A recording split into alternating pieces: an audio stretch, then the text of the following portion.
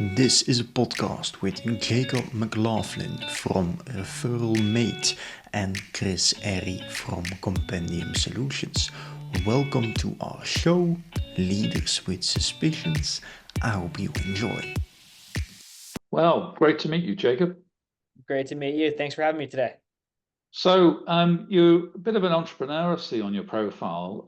You've started a new business, and you've tried that in the past, and you've also got the day job. So, it's quite a situation that many entrepreneurs find themselves in terms of transitioning into your own thing. So, why don't you tell me a little bit about your journey in this industry, how you got started, and what makes you want to do your own thing next?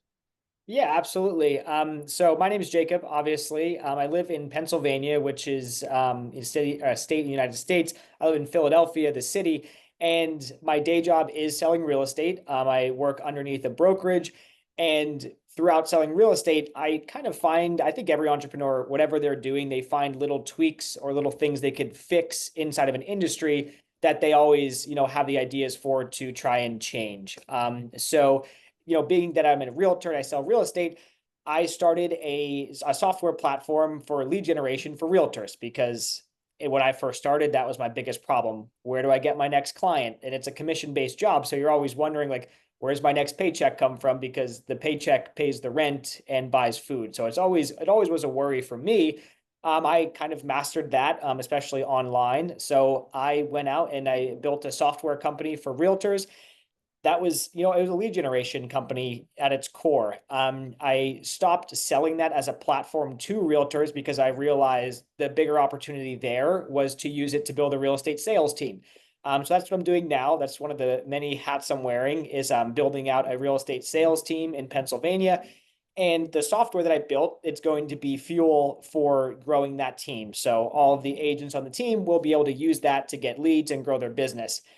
The other thing that I'm working on right now, I built a company called Referral Mate with my wife. And the reason we built that is because realtors often exchange referrals with each other. If you have a client moving to a different state or a different city, you need an agent there to help that client out. The way it was done in the past, people would just post it in a Facebook group and they'd say, hey, where do I find the best agent for this market? We saw an opportunity there. We built an entire platform behind it, and it's growing rapidly. So far, we have about 5,000 agents. Last month, we were under 4,000 agents, so growing quite rapidly there. We have, tens of millions of dollars worth of referrals exchanged so far. And again, this is our MVP. We're growing pretty rapidly, but it's exciting. It's nice when you finally feel some wind behind the businesses. But that's a big overview of what I do. I sell real estate. I'm building out a real estate team and also some technology too. So let's go back then. So how did you get started in this industry? You woke up one day and you went, "Hey, real estate, that's for me." Where did it start? So my quick backstory. I guess this I'll what I'm going to say has some context here. I always thought I was going to be in the NFL. And I think that's something good for entrepreneurs is to have a little bit of delusion in your head. Think whatever I set my mind to, I could do. I know you can't tell from this call or this podcast, but I'm about 5'9" on a good day. I'm not very fast and I can't jump very high. So not the ideal NFL player. But I went to college and I had went to college basically to play football. I went in for marketing and advertising, and in those classes, I went for one semester. In those classes, I realized I kind of have, the desire to do this on my own. I feel like, what I was doing in college was I was sitting there and learning about marketing and advertising when I could be doing that for myself. So in the back of all of my classes, I found myself on YouTube watching real estate videos. And my wife, now she's an entrepreneur also, and we do this together, but she was a very different student than I was.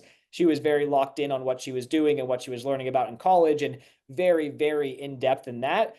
And I was watching, YouTube videos about how to start a business, like how do realtors get paid, what's a commission-based job.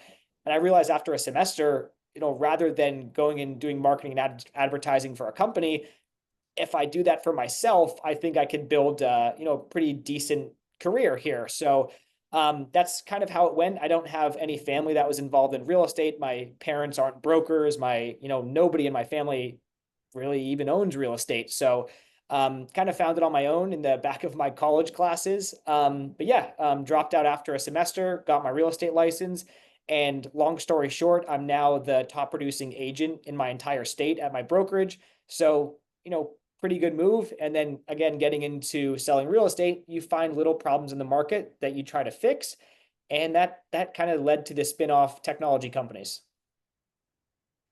So were there any people who influenced that, or you were just always a self-starter, just say one day I'm just going to give up all this study and just go work for myself? Or were there people in your network and relationships that gave you that confidence or helped you on the road?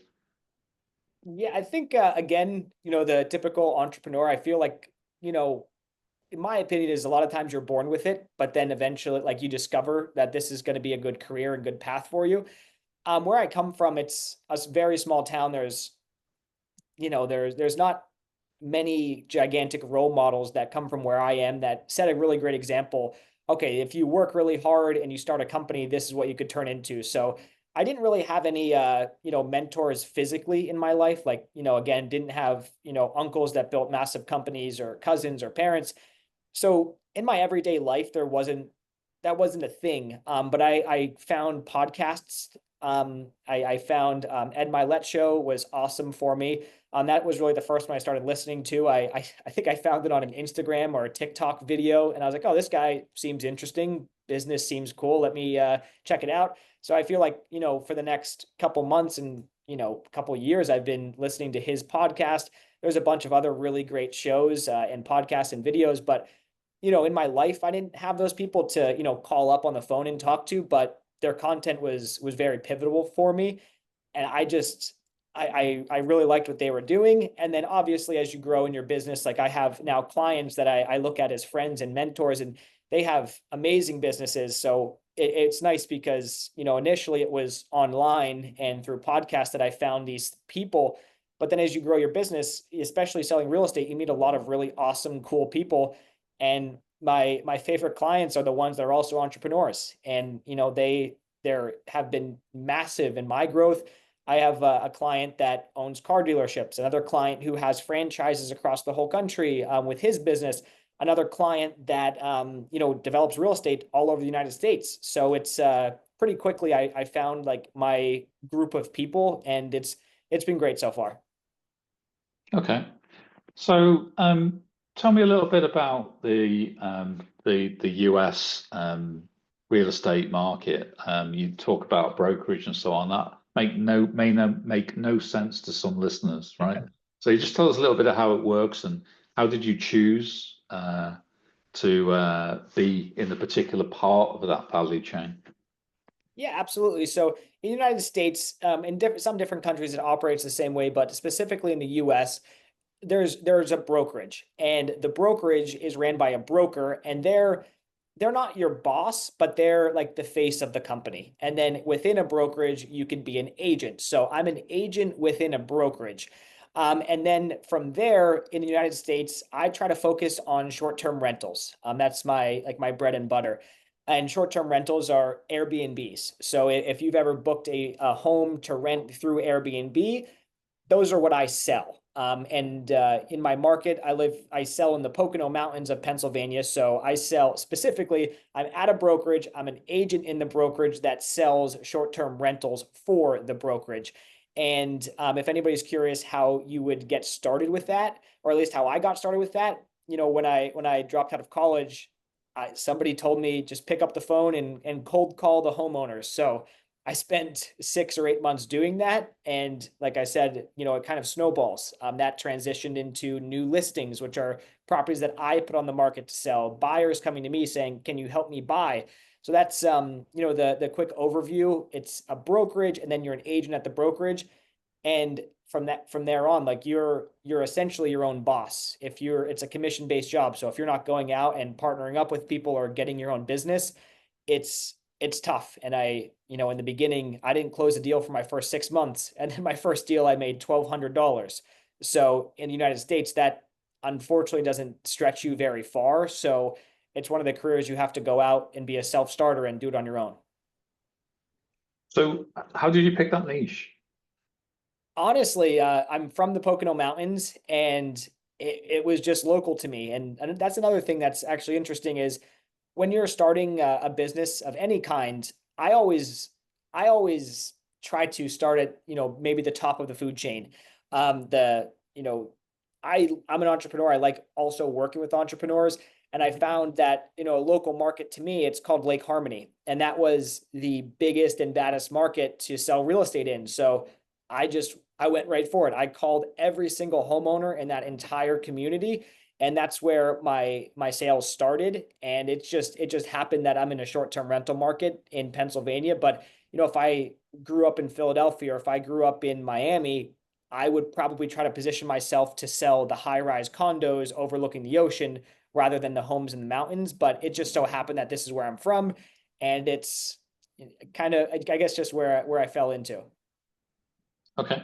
So what's going on in the market, in the US real estate market? What are the trends? What's catching your attention? How's the landscape changed? Um, what's happening? So I mainly work with investors. I think a lot of my clients are getting very excited because they see opportunities in the market with a lot of people getting behind on mortgages, or a lot of people 30 or 60 days behind.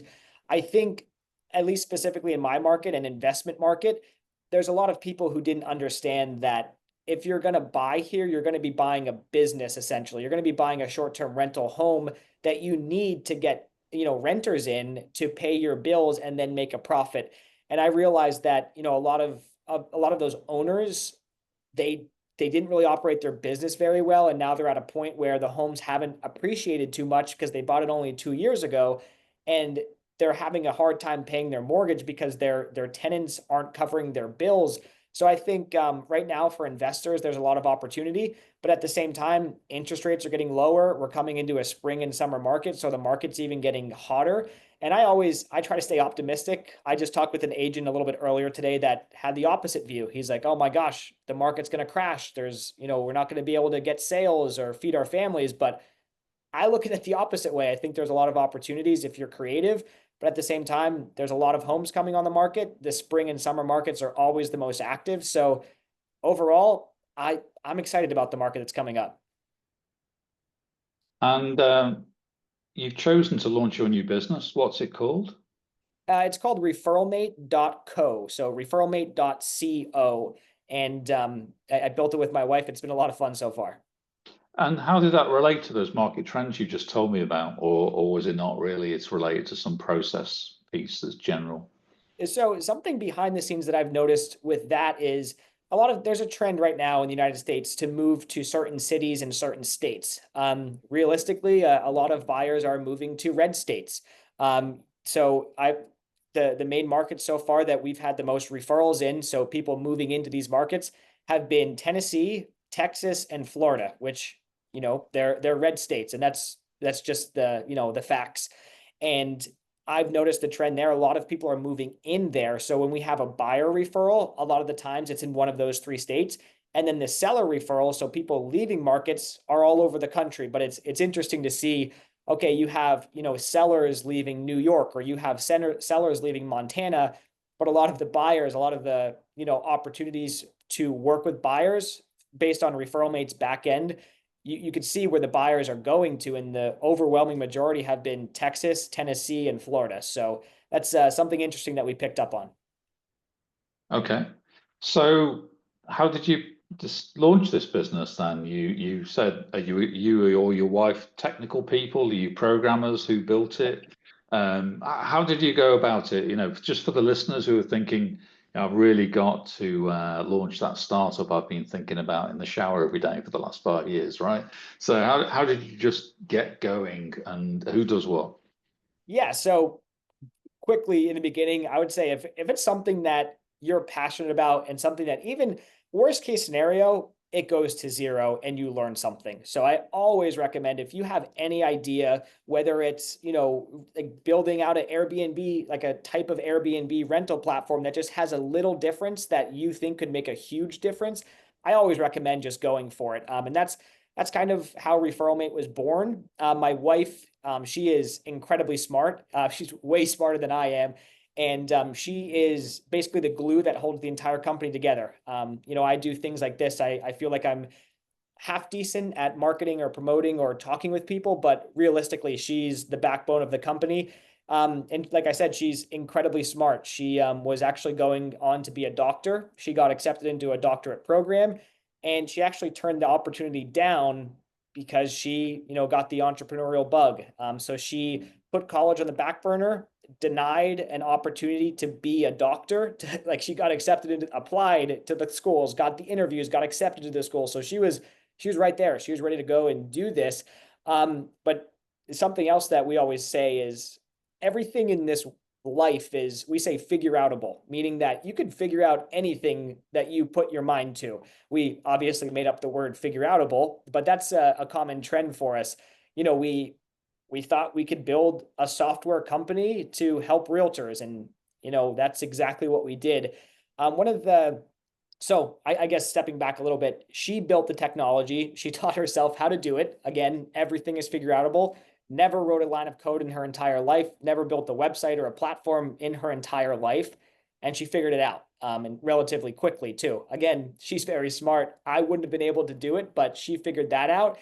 And my role in the business has been getting eyeballs, going out and finding the right people to partner with, finding the people who like move markets.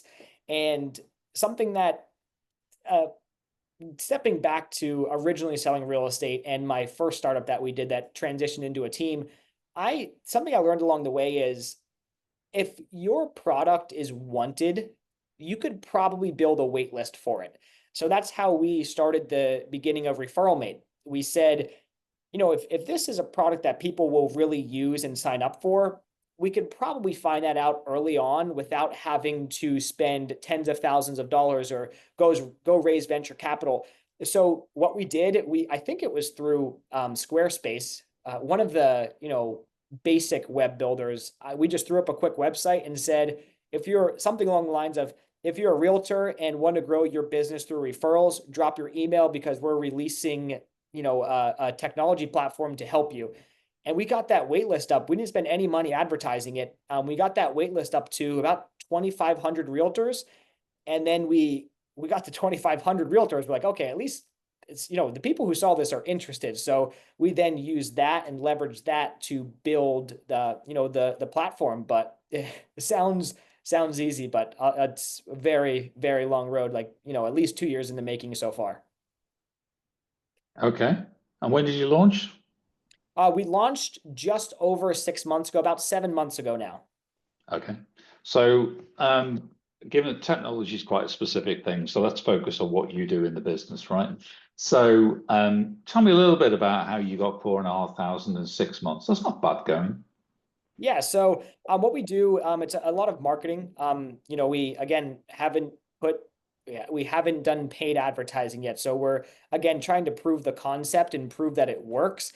And that's just the main thing. We use, just like every other company, we use every form of social media marketing, whether it's TikTok or LinkedIn or Facebook. The way that we look at it as the more eyeballs you get on the platform or product, whether you're doing technology or you're selling cars or you're, selling custom windows for homes, you could always bring in customers if you have a good product and you're in front of them. So that's been our main focus right now, is just getting eyeballs in every way possible. But also, I guess at the same time, it doesn't matter necessarily how many views you get. If you get 1 million views, but they're not your target customer, obviously, why even, have 1 million views? So that's something that I see a lot of creators do, is they get a ton of views, but it's not necessarily their target audience. So that's another thing that we learned too. The view count or follower count doesn't necessarily matter as long as it's niched down into your specific business. So that's another thing we learned so far along the way. So, how do you monetize it? Good question. Right now, it is completely free. I think that's a differentiator for us right now. Is there's been platforms that have popped up and they're trying to compete with us, but they're making people pay from day one. We try to be transparent. We do not have any fees, but I think long term, our goal would be to work with advertisers, work with companies that align with our business and our vision. Again, it's a real estate company, so if that would be working with insurance companies or something that relates to our business, I think that would be our best path. Okay. So tell me about the KPIs you use for marketing. If you want me to be completely transparent, we don't have that ironed out yet. It's we kind of, it's almost like a spray and pray right now. Like we try everything, and some things work better on different platforms. Like like if you post something on, let's say, TikTok, it might get 10,000 views and 200 new users. But if you post that same thing on YouTube Shorts or Instagram, you might not get any views. So I guess being as transparent as possible, there really isn't anything. We just think of something, we go for it, we make a piece of content, and hope for the best. I know that's probably not the best way to do it, but transparently, we're just firing on all cylinders. Right. So do you have a plan? I mean, you're both well, you're working full time, selling at the moment, and you've got this to do, right? So one of the really interesting things for sort of bootstrapped entrepreneurs is getting over this bridge, okay? Getting to the revenue on the other side of the river. So Yep. do you have a plan to get there? Or are you just feeling your way there? We do have a plan. The plan right now is to hold off until it gets to a point where we're at a stage where we don't have to turn people away. We are able to bootstrap this platform with our income. So the plan is to build the platform and get as many users as possible. And then from there, decide, okay, is there a path here that we could offer more incentives to agents, or we could do something along those lines to bring in revenue? But I feel like I was just talking with somebody yesterday, and it feels like there's a lot of ways to monetize, but that's another thing we have to focus on is if you do it the wrong way and you get on the wrong side of your customer, they'll leave you very quickly. So there's a lot of ideas to monetize this platform, but realistically, we're playing it slow. We don't want to do the wrong thing too early and make a mistake. So the plan right now to monetize is to get as many users as possible and figure it out when we have to. Okay. So do you have operational challenges? I mean, you're getting to 4,500, you've got a support page, that, when you get a few people on your platform, that's when you find out whether the tech has got any glitches, because there always is. So how's that going? It's one of those things you have to figure out on the fly. Just this week, we've had a couple challenges with the platform, like bugs. Is just to be specific, when people were logging out of the platform, it wasn't taking them off of their page. So they were kind of stuck there. That was just a little glitch we had. We were creating new systems to automate all of this. And there's, been a million challenges there. And then obviously the customer support. Something that we realize with our business is there's a lot of services out there that don't have the agent's best intentions in mind. So, it's we've had a lot of, being transparent, we've had a lot of people commenting on posts saying, this is weird, is this real, is this legit, is this a scam? And that's something we just had a hurdle we have to get over. But I think with our faces out there doing things like this, people learn pretty quickly that we're doing it for the right reasons. Okay. So how do you balance the amount of time you spend on the new business versus the old one? I'm trying to focus on the bridge here, yeah?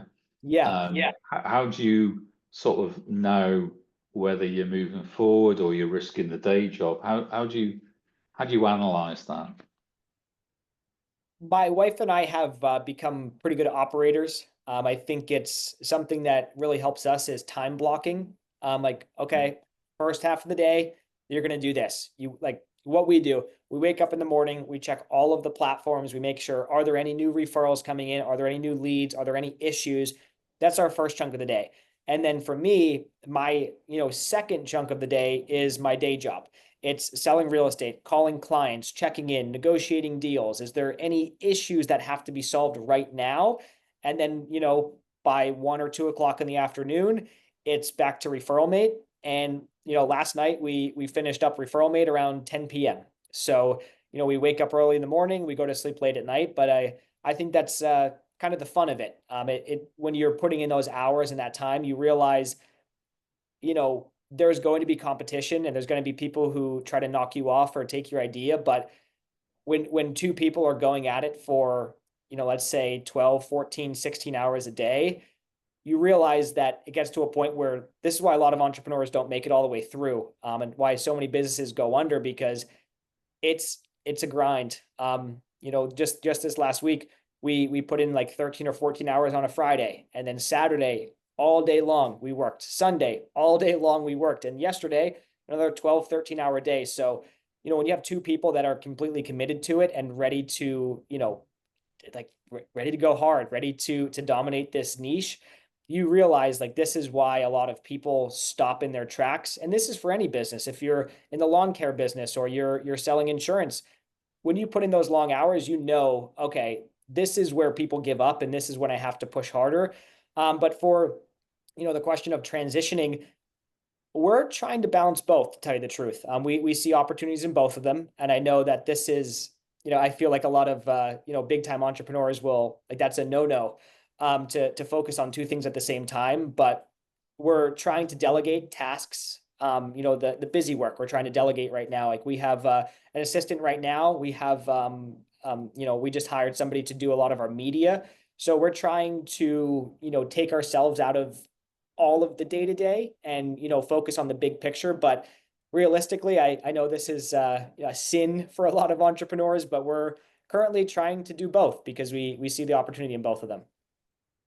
Yeah, I was going to say, I think I heard you earlier on saying that you've actually got a team working for you on EXP. Yeah.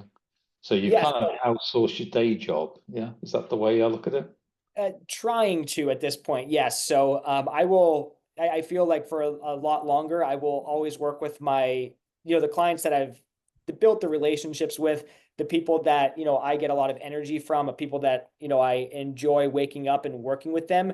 I don't know if I'll ever drop them or get rid of them, but the plan this week is, like you said, if you want to grow, you have to delegate. You have to find the right people. So that's has been a big focus for us too, building out a sales team within my brokerage. Because, to be transparent, I bring in, just real estate leads alone. I have just yesterday, I had 4 people call me that either want to buy or sell a house. Today, I have 2 emails sitting in my inbox right now for people that want to buy short-term rentals. So in the last 2 days, we have 6 people coming in, and that's not to mention all of the other sources I haven't checked. So we're definitely trying to outsource that aspect by building a team around it. Okay. So I think that makes some sense. I mean, I think you're interested in the way you were self-aware to say, oh, it's an entrepreneurial no to do more than one thing. And a lot of the wisdom people give you, in startups and founders is always just to focus on one thing. Yeah. Yes, absolutely. It's not always realistic for people, but it's what's said quite a lot. But you've already, if I look at your LinkedIn, you already had another venture as well that you stopped. So how do you stop yourself coming up with more and more ideas and more businesses, right? How are you going to make yourself just stick to the two for now? So that's I think a lot of entrepreneurs have that same problem. They're fast pace, good idea, let's do it. And truthfully, I use the Notes app on my iPhone, and any new idea I have, I just put it in there, and I think, okay, in 15 years, if this all went well and I'm where I want to be, I could pick one of those ideas. But I really try. I think Referral Mate is a huge opportunity for us, and the real estate team. I think we have enough on our plate right now. So any idea that I, think about a little bit, I'm like, okay, stop focusing on it, stop thinking about it, throw it in your notes and think about it in 10 years. So I'm really, being focused on as an entrepreneur is the most important thing, because if you take your eye off the ball, it could go bad very quickly. So any new idea I have, I just, throw it somewhere and forget about it. Right. Okay. So you said before you had some plans. So if I talk to you in 6 months' time, what does good look like? Good looks like having a real estate team, having a big real estate team, I should say. Right now I lead all of Pennsylvania at my brokerage and sales. I'm the #1 agent in the state. So I think good looks like transitioning that into the #1 team in the state. And then with Referral Mate, we're just about to crack 5,000 agents now. And I think, if we're approaching 15 to 20,000 agents on board within 6 months, I think that will be a win for us because we know we could do it. It just requires the effort. How many agents are there in the US? So I have no idea. I mean, 15,000 sounds like a big number, but it might be small in US Yes. context. For us, it feels huge. But realistically, that's less than 1%. It's about 1% of all of the realtors in the country because there's 1.6 million realtors in the United States, about 5 million globally. And that's the plan here. Like, we don't want to just stay in the US. We want to figure it out here and then take it everywhere. So, within 6 months, I think, 15 to 20,000 agents would be a win for us because we're approaching 1% of the realtors and then we just keep going. Okay. So maybe I will check on you in 6 months to see where you're up to. I'll check your LinkedIn profile, see if you've actually got another venture on. You're stuck with these two. Yeah. So I think a little bit of wisdom sharing now. So, for the people listening who've been thinking about their own startup, what would you say to them? I would say that something, at least where I'm from, a lot of people have a lot of ideas. Ideas are very cheap. Anybody could think of anything. That doesn't mean that they, have the skills or the determination to go out there and figure it out. So for any of the startup founders out there that have an idea and really feel passionate about it, if you put all of your effort into it, it's almost hard to fail. Unless you do something that doesn't have a big market or, I can't even think of an example right now, but almost if you sell anything, any software, if you have a window cleaning business or you have a landscaping business or, you want to start developing real estate or you want an online tech startup, if you validate the idea in the beginning, and pretty much every business has almost been validated already. If you want to become a realtor, look anywhere in any city and you'll see a realtor making millions of dollars. So that idea is already validated. Like, you don't have to go reinvent the wheel. You just have to work hard. But for a new idea that's a startup, I'd recommend building a wait list. Take the first 4 or 5 months, make a landing page, and then just try to direct people there and say, if you want to start an online coaching service, but nobody wants to join your wait list to be coached by you, or you want to make an online real estate tech platform and nobody's willing to put an email for updates, that might be all the validation you need. Either people join and they want it, or they visit your page and they don't join, which means they don't want it. So that's a really easy way to validate your idea in the beginning before going all in. And then, when you have the growth, when you have, depending on the business, you might have 10,000 people on a wait list, or you might have 20 people. And those 20 people, those 20 clients, if you're, very niche and it's a really high ticket item, like, selling cybersecurity. If you have 20 clients as a cybersecurity startup, yeah, I mean, you have everything you need. So that would be my advice for the people out there. That might be good advice for you. It might be bad advice. But, what I would do if I were starting another company today, I would go online, I would get a basic website and just have it as a landing page. If you want this platform, if you want this service, drop your email, we'll send you updates. And that, for me at least, that validated our idea. But how did you choose the one you were going to put on the website? I'm presuming you had more than one. Yeah, so I picked my idea first. I thought, Referral Mate was the biggest opportunity. Like I said, I have a million ideas every day. I think a lot of entrepreneurs do. But that's the one I felt most passionate about. That was, the one I was most aligned with and what I thought I could bring the most value to the table. And then I just, I think I went on, like I said, on Squarespace, and they have an option where you could drop your email. And I just built a very basic landing page. It wasn't even a website. It was a landing page. Just couldn't even scroll on the website. It was a very basic idea of what the company was going to be. It said, if you want this platform, drop your email and we'll send you updates. And that was the idea I wanted to go with. So I validated it through a wait list. And then after the wait list got to a certain point, we started developing it. Okay. So what do you think is the most exciting thing in the industry that's going to happen? Is there a huge disruption coming along? What's going to change everything? I think everybody has the same answer to that right now. I think AI, if you use it to your advantage, is it could be the biggest lever in your business. But I just saw now again, I didn't do too much research into this, so it could be fluffed up or could not be very true. But I just saw there's an AI real estate brokerage or real estate agent of some sort that closed $100 million in deals. Now, again, I didn't dive too much into it because I don't want to freak myself out. But I think any business could potentially be disrupted by artificial intelligence. So if you have the skills to build something out with that, first check your market, see how much competition you have, because there's a good chance there's a funded startup out there with $20 million you'll be competing with. But at the same time, if you find something that's an opportunity within artificial intelligence, might be the generic answer that everybody says, but I feel like that's probably the best opportunity for people right now. So, I mean, that leads me to ask, is there any artificial intelligence in referral, mate?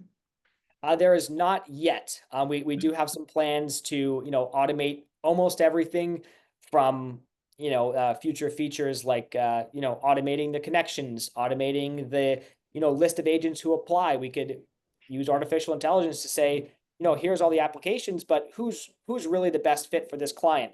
For example, a lot of the referrals are very specific. There'll be one that comes on and says, I have a client looking to move to Florida. He's ex-military and only speaks Spanish.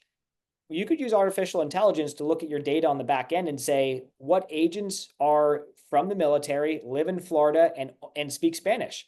So I think that really could improve that section of the platform. And then everything from there on out, if you get that figured out and you get artificial intelligence inside of it, again, I'm not a developer. I'm not very skilled in AI. I think everybody could use ChatGPT at this point, but that's really the extent of my knowledge. But I think the best thing you could do there is just automate and make the platform better without having to pay an employee. You could set up an AI. It's interesting you're focused on automation there in particular, and I think that's very true. And it's already quite powerful that basically you're building your platform with just one person at the moment. Yeah. I mean, that's not what would 10 years ago would have been very different. So it'll be quite interesting looking forward in terms of whether entrepreneurs will be able to launch more and more things at the same time, because more and more tools will be available. And I don't know how people are going to control themselves, the entrepreneurial ones, when all of that's possible. Yeah, when you can launch a business by writing a sentence maybe one day. I guess for you, you're quite young and early in your journey. Hopefully, Referral Mate's going to smash it and make you really successful. But do you have a life plan out of that? What are you looking to do? Why are you doing it? What's the personal goal? Personally, I used to, everybody always asks you, like, what's your passion in life, or like what wakes you up in the morning? And I didn't know exactly how to answer that when I was young. Like, again, like back to the beginning, I thought I was gonna be an NFL player. And then I thought I would do marketing. And I was like, oh, maybe I could, the first couple weeks in college, I was like, oh, maybe like the medical field. Apparently doctors make a lot of money. Maybe I could be a doctor. So I never really had an answer for that until I started trying to build businesses. And personally for me, I love the grind. I love the hustle. I love the, getting off the ground in the beginning. So long term, I hope Referral Mate becomes very successful and, we become successful off of that. But at the end of the day, I just love building businesses and doing it with my wife now. I always say she's the superpower here. So honestly, I just really enjoy it. And I think that takes a certain type of person to, have a business, try to get off the ground that doesn't work. And you have to, come back and regroup and retry. But honestly, I really like it. I really love, just putting all of your effort in and seeing the results of that. Quite often when I do these podcasts, I ask people, what lesson they learned the hard way and what do you wish you knew when you were starting out?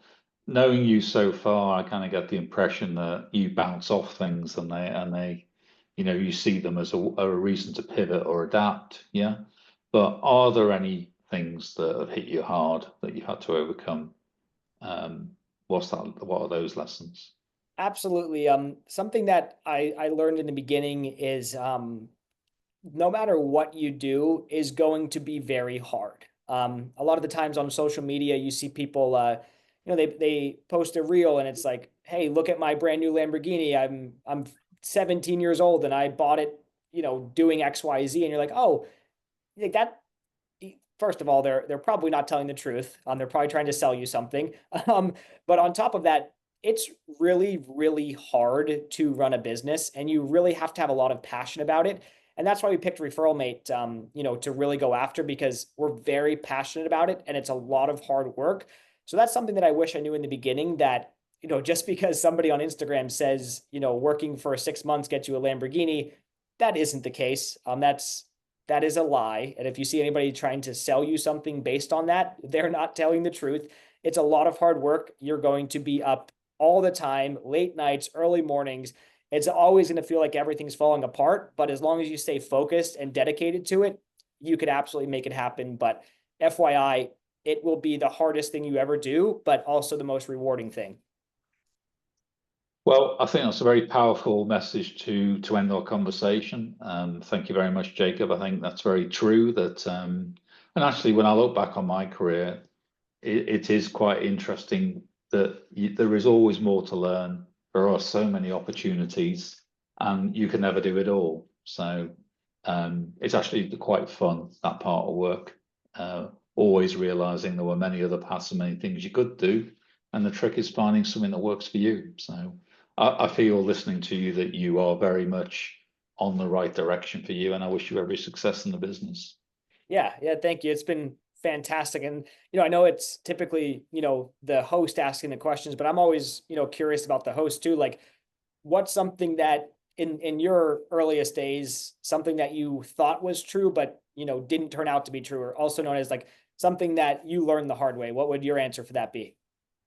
So my answer was, I mean, growing up in the UK, went, through the school system, went to university, ended up working for Ford of Europe and working in a corporate organization.